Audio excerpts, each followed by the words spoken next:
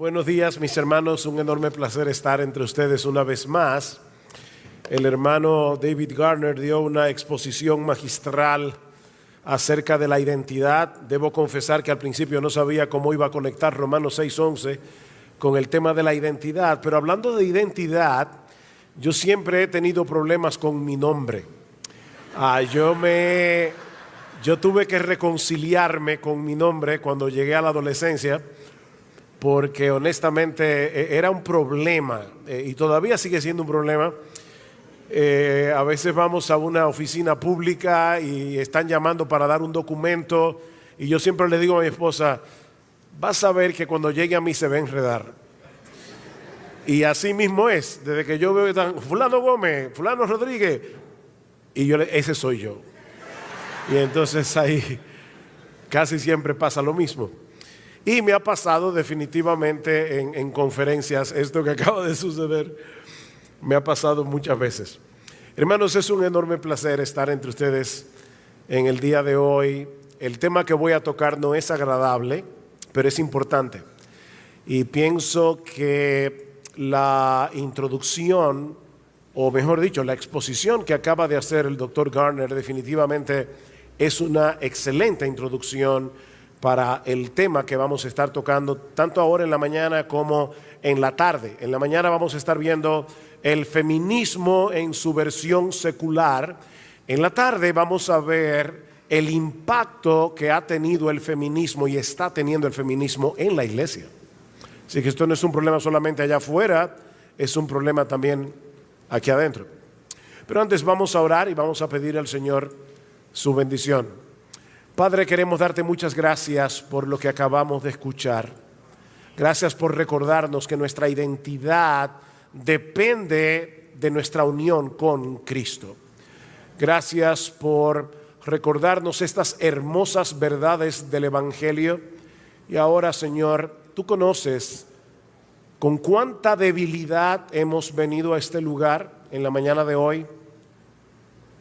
Cumple tú lo que tú dices en tu palabra que harás, y es perfeccionar tu poder en nuestra debilidad, e instrúyenos, oh Señor, en un tema tan relevante para nuestra generación, porque te lo suplicamos en el precioso nombre de Jesús. Amén y amén.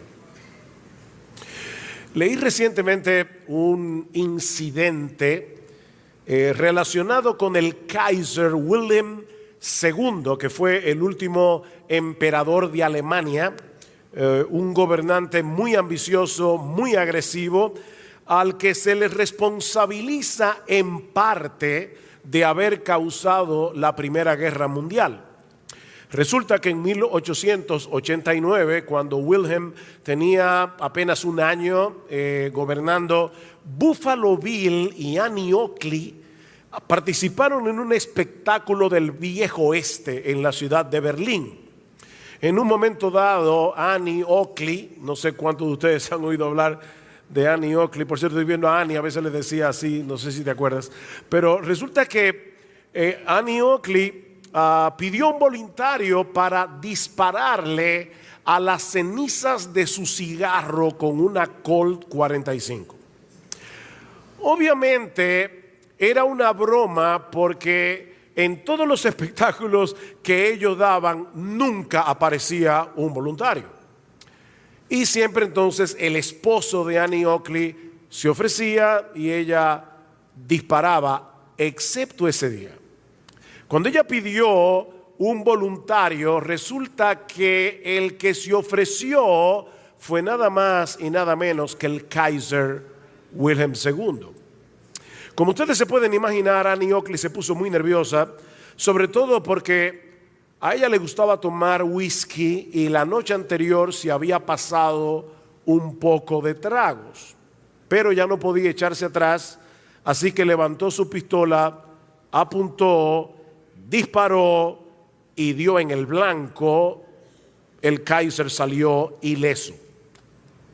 Un historiador que reportó lo que sucedió ese día se preguntaba qué habría sucedido si la bala de la pistola de Annie Oakley hubiera impactado la cabeza del Kaiser.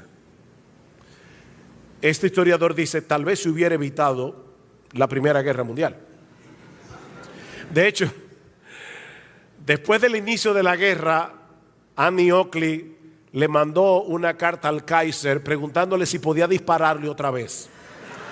Él nunca respondió. Hay un libro titulado ¿Y si?, donde aparecen este tipo de historias y en los que se formulan preguntas como ¿y si Alejandro Magno hubiera vivido hasta la vejez? ¿Y si la Armada Española hubiera vencido a la Armada Inglesa en el tiempo de Isabel I? ¿Y si Napoleón Bonaparte hubiera derrotado a Wellington en la batalla de Waterloo, etcétera, etcétera? Bueno, tomando como punto de partida esos y si, el pastor y teólogo Kevin DeYoung nos lleva a reflexionar en un y sí en el que muchas veces no solemos pensar. Hermanos, ¿y si Dios hubiera creado solo hombres? ¿Y si Dios hubiera creado solo mujeres? ¿Y si Dios hubiera creado más de dos sexos? ¿Y si Dios hubiera diseñado el matrimonio con otras variables? Definitivamente, hermanos, eso hubiera cambiado por completo la existencia del hombre en este mundo. Como bien señala Kevin DeYoung, la raza humana entera siempre ha estado y siempre estará compuesta por dos sexos diferenciados y complementarios. Este orden bifurcado perpetuo de la humanidad no es accidental ni caprichoso, sino el buen diseño de Dios. Y la importancia de esto no radica simplemente en el hecho de que se necesitan dos sexos para la procreación. De hecho, hipotéticamente hablando, hermanos, tomen mis palabras, hipotéticamente hablando, Dios pudo haber producido seres humanos de otra forma. Él hubiera podido inventarse otra forma de producir seres humanos. Lo que está en juego aquí en realidad es el Evangelio. Es el Evangelio. Mis hermanos, hablando de la unidad entre el hombre y la mujer en el matrimonio, el apóstol Pablo dice en Efesios capítulo 5, versículo 32, grande es este misterio, dejará el hombre a su padre y a su madre, se unirá a su mujer, los dos serán una sola carne, grande es este misterio. Mas yo digo esto respecto de Cristo y de la iglesia. Respecto de Cristo y de la iglesia, el propósito de Dios al crear el matrimonio, el más sublime, era mostrarnos una parábola viviente de la unión diferenciada y complementaria de Cristo y la iglesia. Y por lo tanto, y aquí cito de nuevo a Kevin DeYoung, cualquier iniciativa para abolir toda distinción entre el hombre y la mujer es una iniciativa para derribar los cimientos de la redención misma. Hermanos, esto es un ataque contra el Evangelio, contra el diseño de Dios. Y esa es la distinción que pretenden abolir las feministas. Como bien señala Sarah Hoff, una ex militante de este movimiento, el feminismo es un movimiento social que tiene como objetivo la destrucción de la naturaleza de la mujer y la subversión de los roles masculinos y femeninos. Hermanos, yo espero mostrarles en esta mañana que el feminismo es un problema mucho más serio de lo que mucha gente parece pensar aún dentro de la iglesia. Ahora, antes de abordar este tema, yo debo aclarar que simpatizamos con las feministas cuando levantan su voz en contra del machismo que rebaja la dignidad de la mujer de cualquier manera. O hacen de la mujer un objeto que pueden usar a conveniencia o del que pueden abusar. Mis hermanos, el machismo es un mal social de la peor clase, porque distorsiona por completo el papel que Dios le ha dado al hombre como cabeza de la mujer para amarla, protegerla. Como bien ha dicho Mary Cashin, el feminismo identifica problemas reales que demandan respuestas reales. Pero esas respuestas no se encuentran en el feminismo, sino en un regreso al diseño original de Dios revelado en su palabra.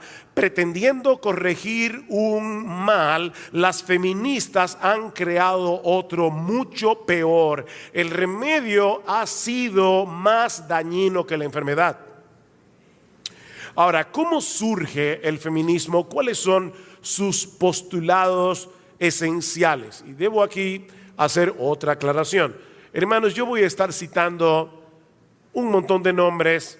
No tienen que memorizar estos nombres, tal vez no los vuelvan a escuchar nunca más, pero por favor traten de entender lo que estas mujeres están tratando de impregnar en la mente de las mujeres de nuestra generación, sobre todo comenzando por las niñas y las jovencitas. Así que no se preocupen por los nombres, eso no es importante. Lo que es importante es la ideología. Contrario a lo que algunos pueden pensar, el feminismo no es un fenómeno moderno. En el año 1790, Judith Sargent Murray publica en Massachusetts La igualdad de los sexos, donde encontramos el germen de algunas de las ideas que se habrían de desarrollar más tarde en el movimiento feminista. Apenas 2 años después, Mary Wollstonecraft, le dije que no se preocuparan por los nombres, publicó una obra titulada Una vindicación de los derechos de la mujer, con una temática muy similar. A partir de ese momento comienzan a aparecer algunas publicaciones que presentaban una imagen bastante negativa del matrimonio, pero que no tuvieron tanta incidencia a nivel popular. Pero todo eso habría de cambiar a partir del 1848. Esa es una fecha muy importante. Ese es el año cuando el pensador alemán Karl Marx publica el Manifiesto Comunista, en el que él plantea la destrucción de la unidad familiar como la única salida para poder avanzar en la lucha de clases hacia una sociedad más justa y equitativa. Marx coloca el matrimonio dentro del marco general de la lucha de clases, en la que el hombre obviamente es el opresor, la mujer es la oprimida, un problema que no puede solucionarse sin la destrucción de la familia tradicional burguesa. ¿Y qué es la familia tradicional burguesa? Alguien lo define como la familia monogámica, heterosexual y cristiana. O sea, monogámica, casarte un solo hombre con una mujer. Los dos sexos, hombre-mujer. Y dentro del marco de los valores cristianos. Marx enfatiza que este modelo de familia tiene que ser destruido. Y la razón es que perpetúa los valores morales y las tradiciones a las otras generaciones, impidiendo así la liberación humana. Unos años más tarde, Friedrich Engels publica un libro titulado El origen de la familia, de la propiedad privada y del Estado, basado precisamente en varias anotaciones de Marx, en el que Engels plantea que el modelo cristiano del matrimonio, escuchen esto, es un ataque frontal contra la libertad de la mujer. El matrimonio es, según Engels, un ataque frontal contra la libertad de la mujer. En su libro Cómo fabricar una feminista, Sarah Hoff dice al respecto: de acuerdo con Engels, la poligamia anterior al matrimonio cristiano regalaba libertad a las mujeres, ya que ellas no pertenecían a sus maridos y no eran subordinadas a ellos. O sea, lo que Engels está planteando es que en la evolución de la cultura humana, el cristianismo es el responsable de haber acabado con la poligamia, haber instaurado la monogamia, y en esa relación monógama la mujer lleva todas las de perder. Según Engels, el primer antagonismo de clases surge como producto del matrimonio monogámico, y la primera opresión de clases es la del sexo femenino por el masculino. Este pensamiento sería repetido una y otra vez por el movimiento feminista. Noten, hermanos, que casi siempre, de hecho, el feminismo y la izquierda van de la mano, porque una ideología es la que impacta a la otra. El feminismo, ahora con todas estas ideas heredadas del socialismo, del comunismo, se va a ir radicalizando cada vez más mientras avanza el siglo XX. En 1949, la filósofa francesa Simone de Beauvoir, que fue la alter ego de Jean-Paul Sartre, otro filósofo francés muy importante en el siglo XX, publica su famosa obra El segundo sexo, en la que planteaba que a la mujer se le ha asignado un estatus de segunda clase en la sociedad que no le permite asumir completamente la responsabilidad de su propia vida. Ella alega que este es un mundo definido y controlado por el hombre, y que las mujeres han sido forzadas a conformarse al molde, esposa, madre, que ellos crearon para su propio placer y para su propio beneficio. ¿Cuál es la solución según Simone de Beauvoir? Destruir la superioridad masculina y rehusar amoldarse al papel tradicional que se le ha asignado a la mujer como madre y como esposa. Ella aboga porque el matrimonio sea una especie de unión libre. De hecho, ella y Sartre no solamente vivían sin casarse, sino que tenían libertad cada uno de hacer con su vida lo que quisiera, tanto en relaciones de Sartre con otras mujeres, las relaciones de Beauvoir con otros hombres y aún con otras mujeres. Ese es el tipo de unión que de Beauvoir está proponiendo, que el aborto debe ser legalizado y que el Estado debe asumir la responsabilidad de los hijos. Eso es algo, de hecho, que venía desde el socialismo, porque había que quitarle los hijos a los padres y dejar que el Estado sea el que educara a los hijos. Y la razón, mis hermanos, es muy sencilla. Si el Estado no se hace cargo de los niños, la mujer no se puede desarrollar plenamente por causa de la maternidad, y tendría que continuar subyugada al esquema machista implantado en nuestra sociedad por la supremacía masculina. Una frase importante de Simone de Beauvoir es que nada nos limite. Hermanos, estamos hablando de 1949. El doctor Gardner hablaba de cómo a partir de los 60 comienza todo este problema de la identidad de género. Escuchen a de Beauvoir antes de los 60. Que nada nos limite, que nada nos defina, que nada nos detenga, que la libertad sea nuestra propia sustancia, ya que vivir es ser libre. por supuesto, ser libre como las feministas definen la libertad. En un principio, esto, lamento hermanos, yo soy predicador, esto es casi una charla histórica, pero tenemos que entender de dónde viene todo esto. En un principio, el libro de Beauvoir no tuvo tanto impacto en los Estados Unidos, hasta que a principios de los 60, una periodista norteamericana llamada Betty Friedan escribió una obra titulada La mística femenina, donde presentaba esas mismas ideas, pero de una forma más potable para la mente norteamericana. Friedan ataca lo que ella señalaba como el mal sin nombre. ¿Y cuál es ese mal sin nombre? Bueno, ellas decían, las mujeres norteamericanas vienen padeciendo desde hace mucho un aburrimiento enorme por estar demasiado dedicadas a la vida familiar. Ahora, piensen hermanos, una mujer no cristiana que está leyendo el libro de Betty Friedan dice, wow, sí, o sea, yo me puedo identificar con ese problema.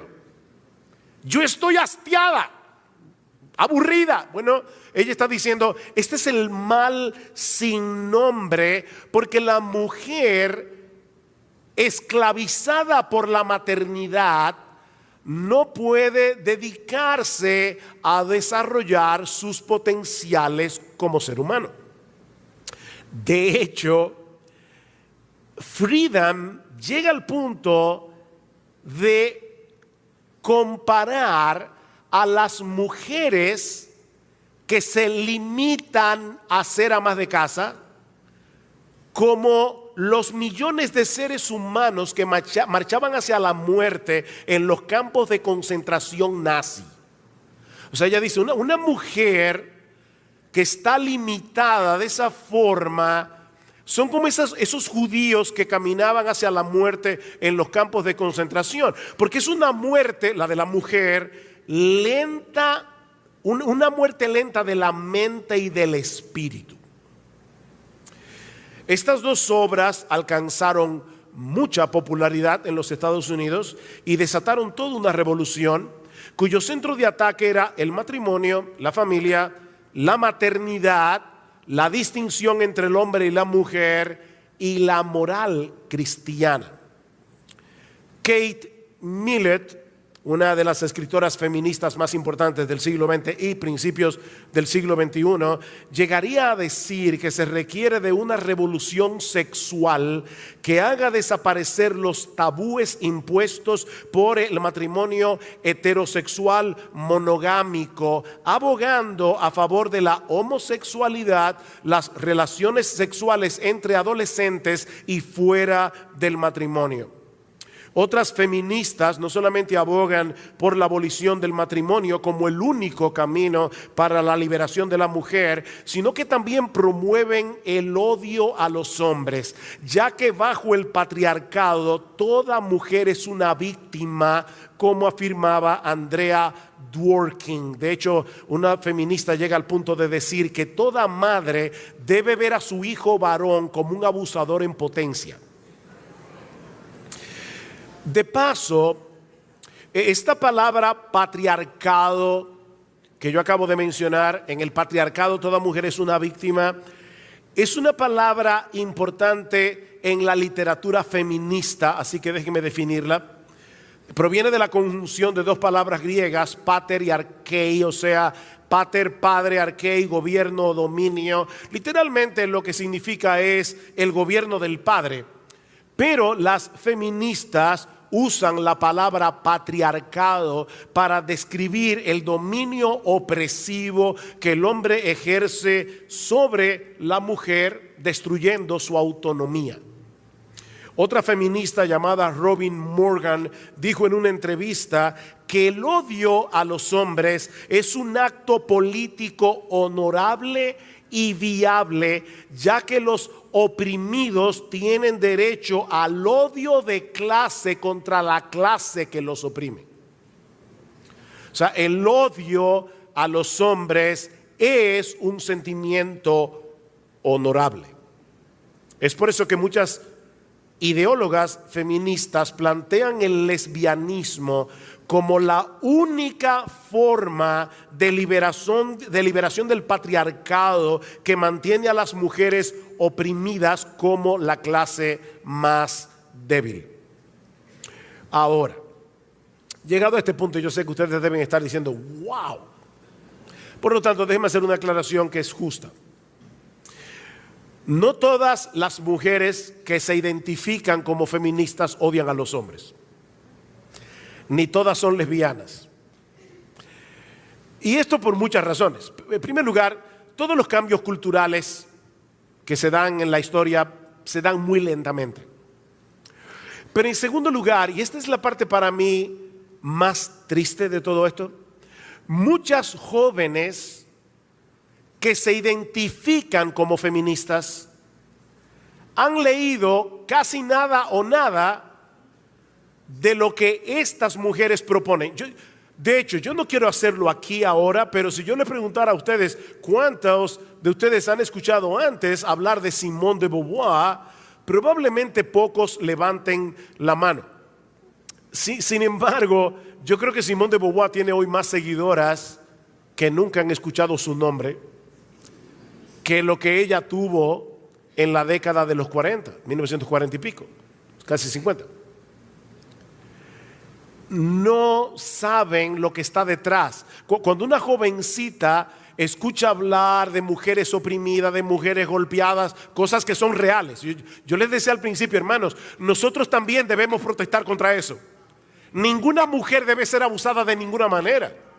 Pero cuando una jovencita se le vende este problema real y se le mezcla con problemas que no son reales y luego se les dice que el feminismo es la solución, entonces ustedes la ven marchando con pancartas en las protestas públicas y ellas no tienen ni la menor idea de lo que esa ideología propone realmente.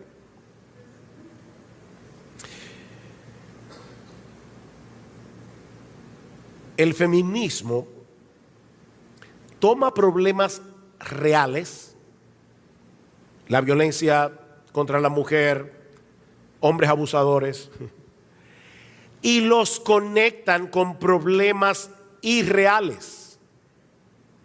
Todos los hombres son abusadores en potencia. El matrimonio tradicional atenta contra la libertad de la mujer. Ser ama de casa es una desgracia. Para entonces repetir y repetir y repetir sus soluciones hasta el cansancio. Mis hermanos, ¿cómo pretenden las feministas hacer avanzar su agenda? Bueno, no tengo el tiempo para explicar esto ampliamente, pero al menos déjeme decirle algunas cosas. Primero, separar a los niños de los padres. La escolaridad se ha hecho cada vez más temprana. Se está separando rápidamente a los niños de los padres para poder adoctrinarlos. Es por eso, hermano, que hay una fuerte influencia aún en nuestro país de cambiar el currículum.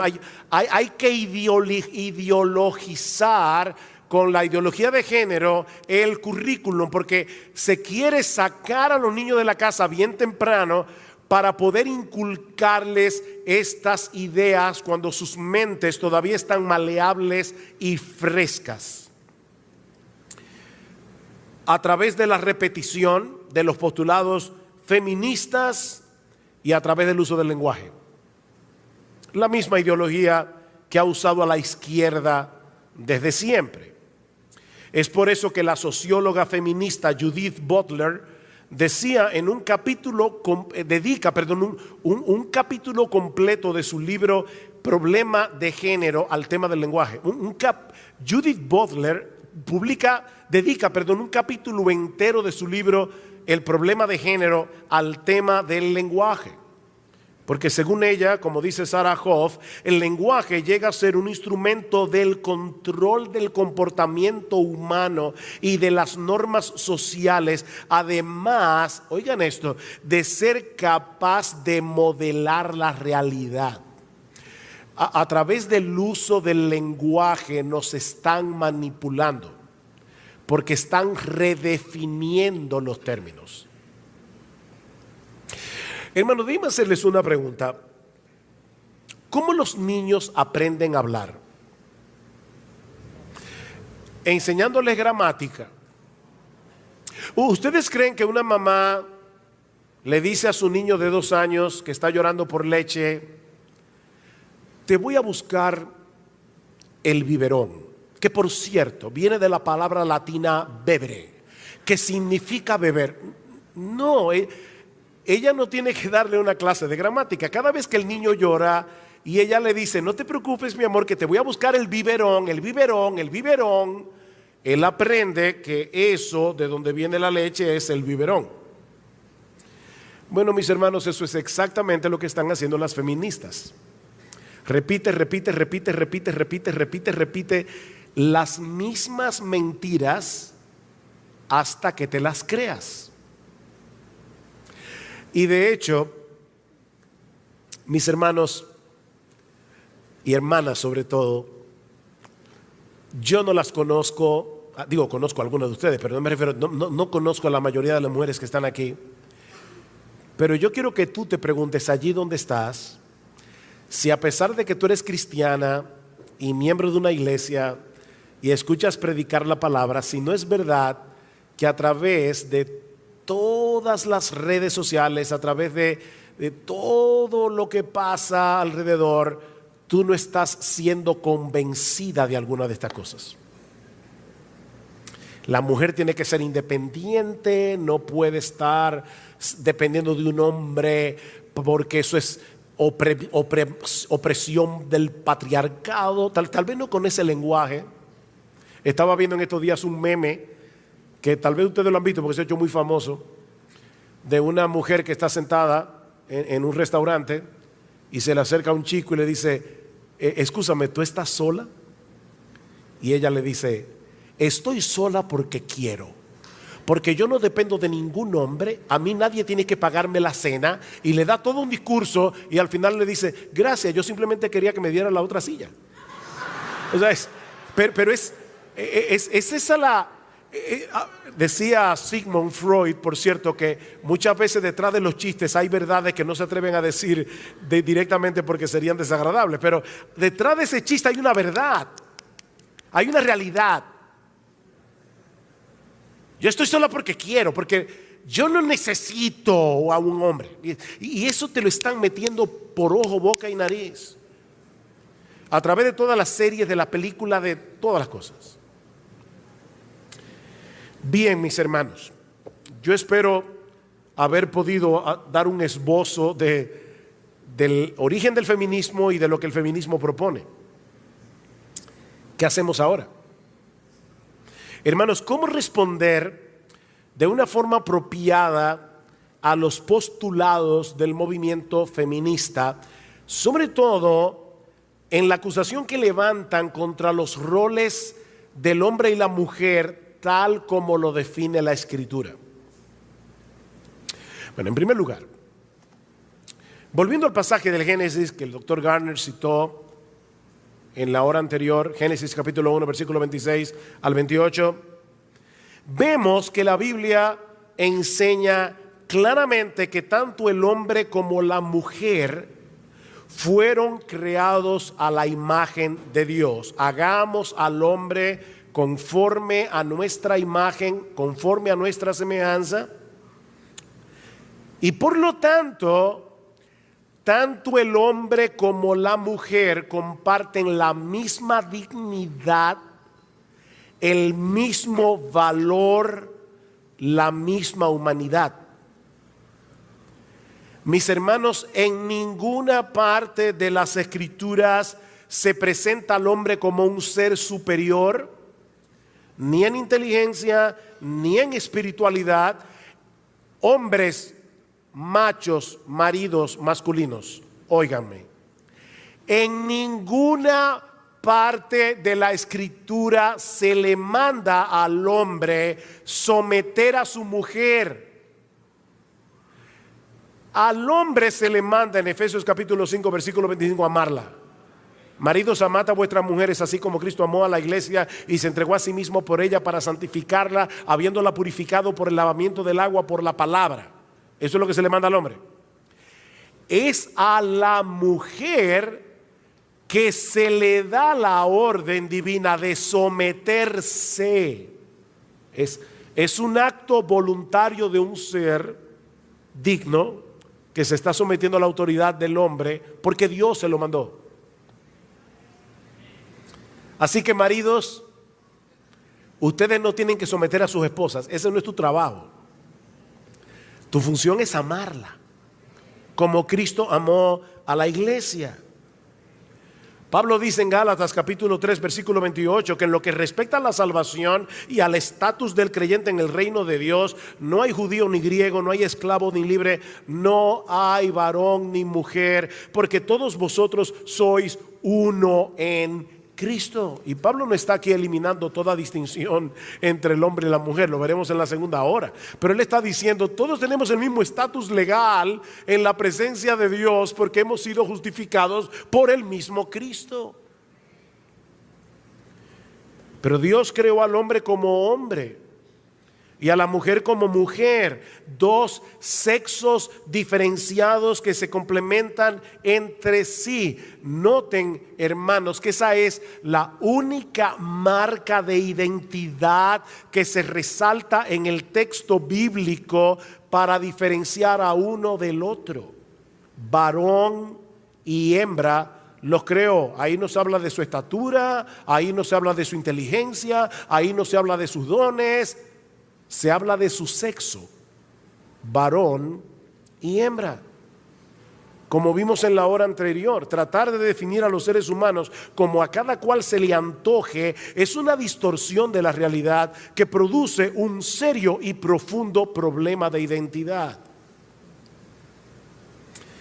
Dice Mary Cashian muy sabiamente: la realidad de Dios existe independientemente de nuestras distorsiones humanas de la realidad.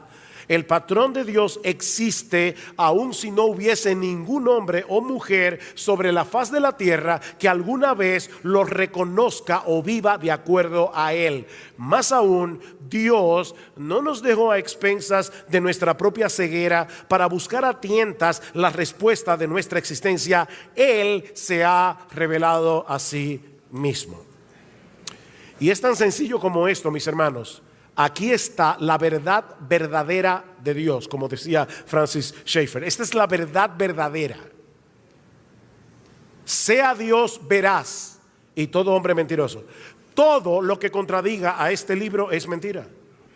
Así de simple. Y en esa revelación Dios nos dice quién Él es. Dios nos dice lo que el mundo es alrededor nuestro. Dios nos dice quiénes somos nosotros.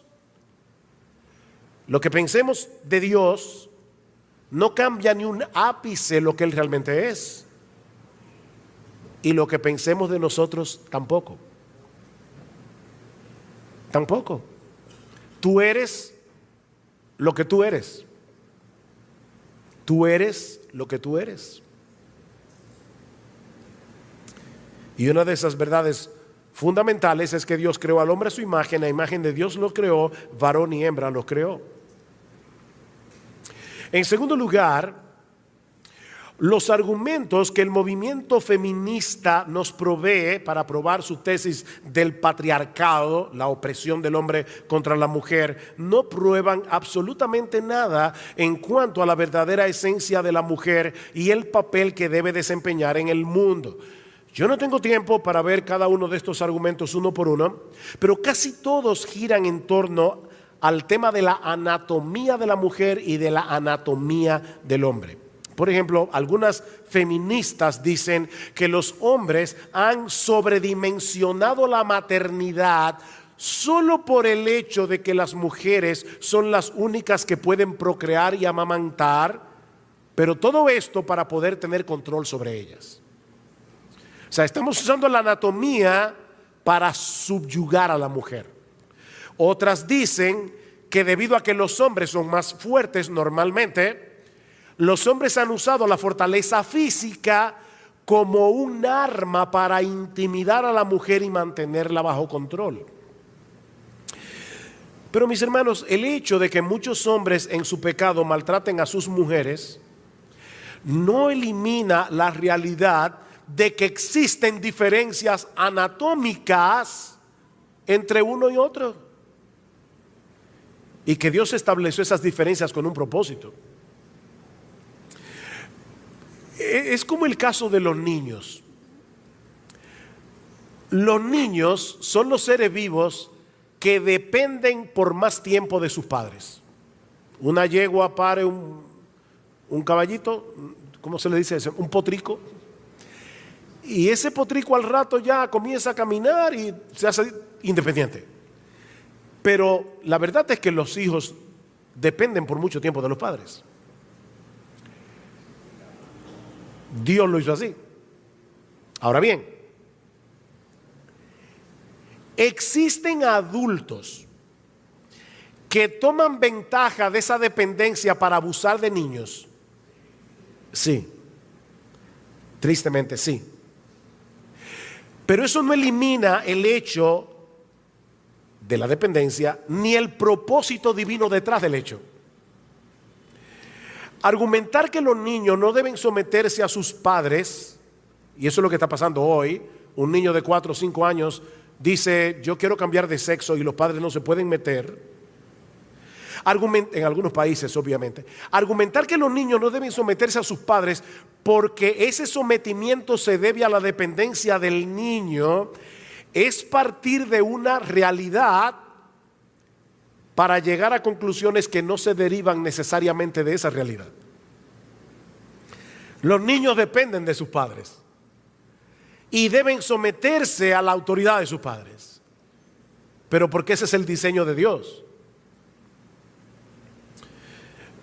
Ese proceso de argumentación es similar al de aquellos que intentan probar que Dios no existe, Sigmund Freud, por ejemplo, basándose en el hecho de que los hombres tienen ciertos temores y necesidades que lo llevan a buscar seguridad y protección. Entonces, según este argumento, el hombre se inventa a Dios para suplir esa necesidad. O sea, fíjense, parten de un hecho: el hombre necesita protección, necesita seguridad.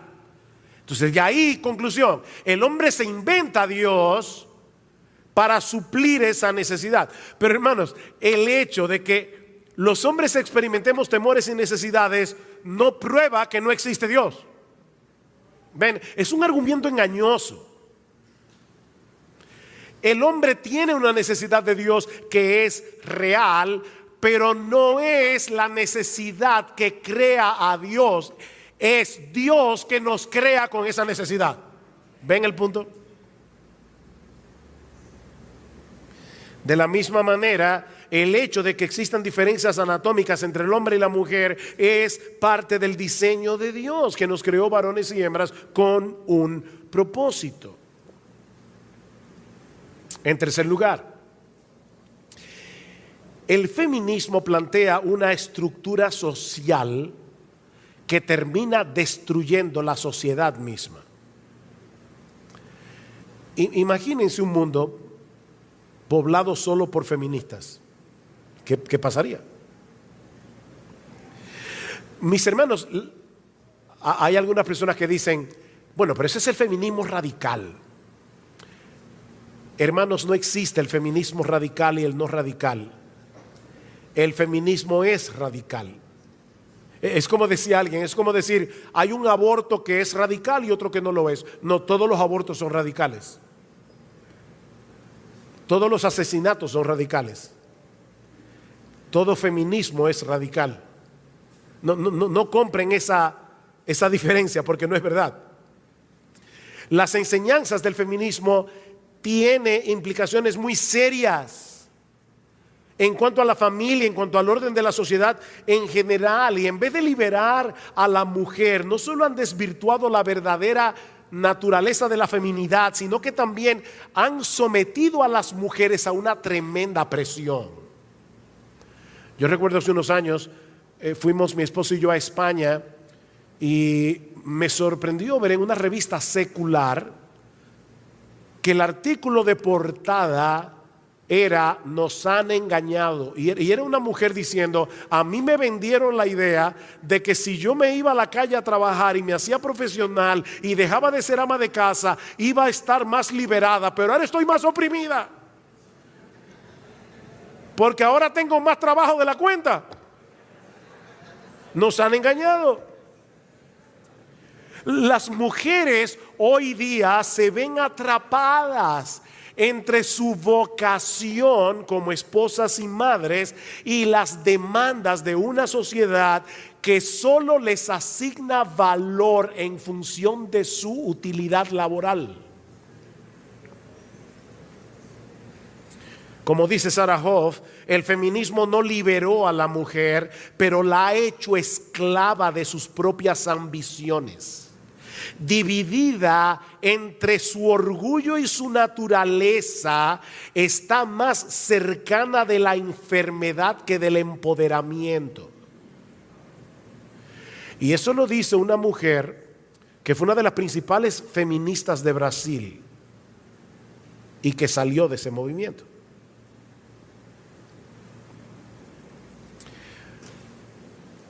Mis hermanos, yo no estoy diciendo que las mujeres no tengan la capacidad de hacer muchas cosas aparte del hogar.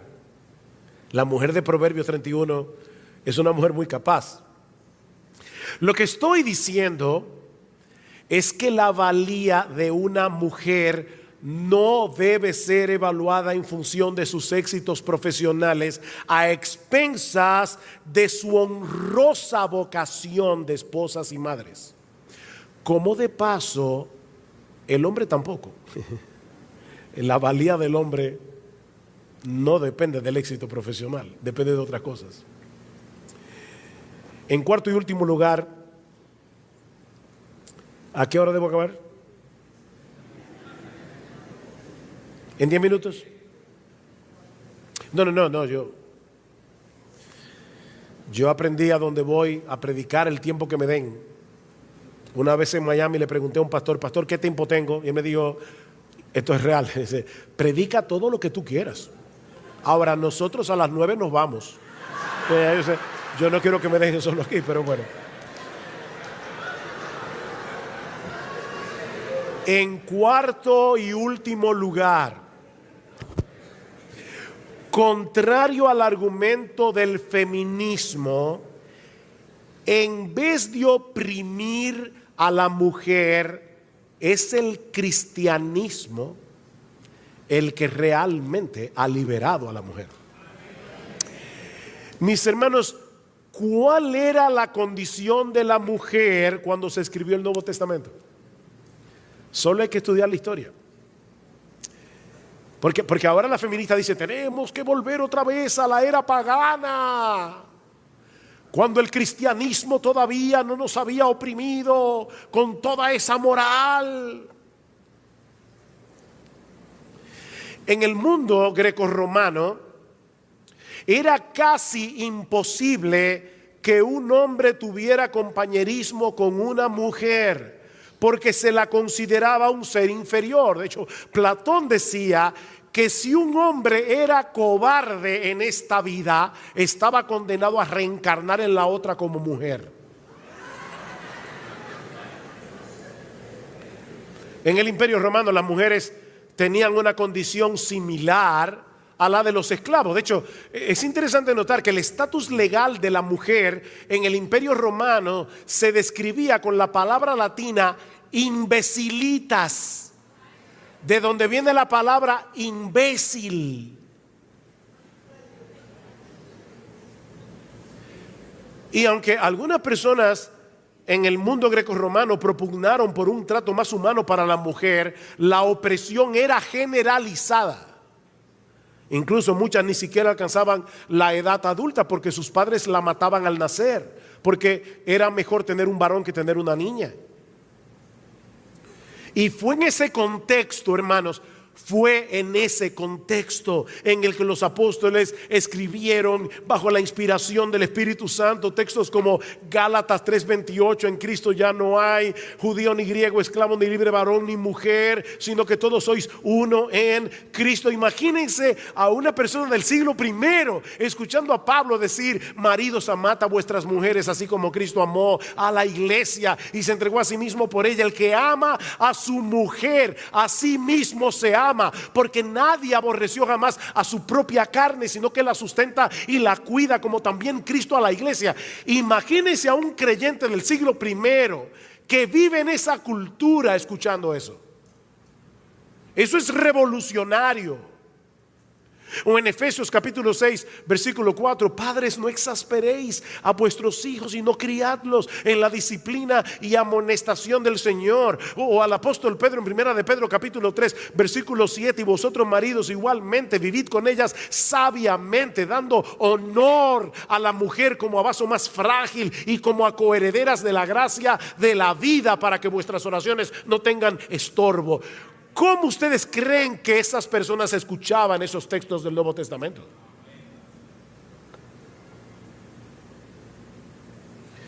Es el cristianismo, no el movimiento feminista, el que aboga por la dignidad y el valor de la mujer como un ser creado a la imagen de Dios. De hecho, hermanas queridas, pedirle a una mujer que se comporte como un hombre no es exaltar a la mujer, es denigrarla. Voy a hablar un poco más de eso en la hora siguiente.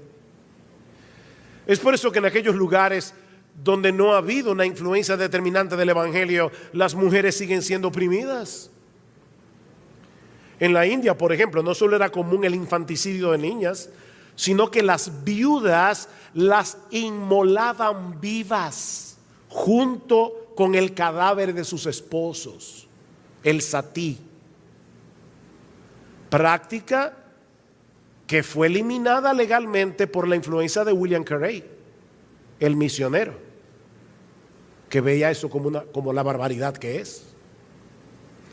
De hecho, lo mismo hacen en África. Cuando moría el jefe, o hacían en África, cuando moría el jefe, mataban a sus esposas y concubinas. Práctica que también fue eliminada cuando el cristianismo penetró en el continente. Spurgeon cuenta la historia de una mujer hindú que en cierta ocasión le dijo a un misionero: tu Biblia tiene que haber sido escrito por una mujer. y el misionero le preguntó: ¿y por qué?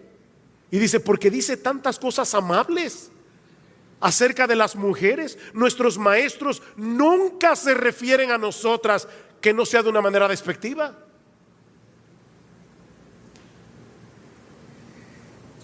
No, el cristianismo no oprime a la mujer, ni mucho menos da pie para que sean maltratadas y esclavizadas. Si alguno usa la escritura para justificar semejante barbaridad, está realmente distorsionando las enseñanzas de las escrituras. Concluyo con dos aplicaciones prácticas. Mis hermanos, yo sé que cuando uno escucha todo esto, se indigesta un poco, o mucho. Y yo sé que esto causa mucho temor a los padres. ¿Cómo vamos a educar a nuestros hijos en este mundo tan bizarro? ¿Qué será de nuestros nietos? Yo sé que algunos pastores se atemorizan. ¿Cómo va a seguir avanzando el evangelio en un mundo como el nuestro? Bueno, mis hermanos, mi primera aplicación práctica es: no nos dejemos dominar por el temor. No nos dejemos dominar por el temor. Porque nosotros estamos del lado del vencedor. Yo sé que esta es una historia muy conocida y tal vez ustedes la han oído yo no sé cuántas veces, pero es tan buena. Del hombre que está en el parque leyendo su Biblia, un hombre sencillo, común y corriente, leyendo el libro de Apocalipsis. Y pasan 2 o 3 seminaristas con ese típico orgullo que tienen algunos seminaristas. ¿Y qué estás leyendo? El libro de Apocalipsis. ¿Y tú lo entiendes? Perfectamente. ¿Nos puedes explicar el libro de Apocalipsis? Sí, que al final nosotros ganamos. Miren, hermanos, Cristo dijo: yo edificaré mi iglesia y las puertas del Hades no prevalecerán contra ellas. No podemos ignorar todas estas ideologías, no podemos ignorar el alcance de estos movimientos, pero no nos llenemos de temor, hermanos. Dice el profeta Isaías que las naciones le son como la gota de agua que cae del cubo y como menudo polvo en la balanza le son estimadas. Y un poco más adelante sigue diciendo: Él está sentado sobre el círculo de la tierra, cuyos moradores son como langostas. Él convierte en nada a los poderosos, y a los que gobiernan la tierra hacen como cosa vana. Déjenme decirles algo, mis hermanos: ni la ONU, ni la OEA, ni ninguna otra organización similar, que ahora parecen castillos inexpugnables, invencibles, van a poder vencer a Jesús. Nosotros tenemos que seguir predicando el evangelio, porque independientemente de todas esas ideologías, el evangelio sigue siendo poder de Dios para salvación. Y a veces, otra vez, los padres dicen: mira, yo no le busco las 5 patas al gato, yo no soy una persona que le gusta estudiar filosofía, todos esos nombres que se mencionaron. Es más, yo no soy ni capaz de decir Simón de Beauvoir, yo no entiendo nada de eso. Óyeme, conoce tu Biblia, empápate de... Y esa es mi segunda aplicación. Conoce tu Biblia, empápate de tu Biblia y traspásasela a tus hijos, modelando delante de ellos la verdadera masculinidad y la verdadera feminidad. Porque miren, hermanos, nada hacemos atacando a las feministas, nada hacemos instruyendo a la iglesia acerca de estas ideologías si en nuestros hogares no estamos viviendo como hombres y mujeres, si en nuestros hogares no estamos mostrando lo que es un verdadero matrimonio cristiano.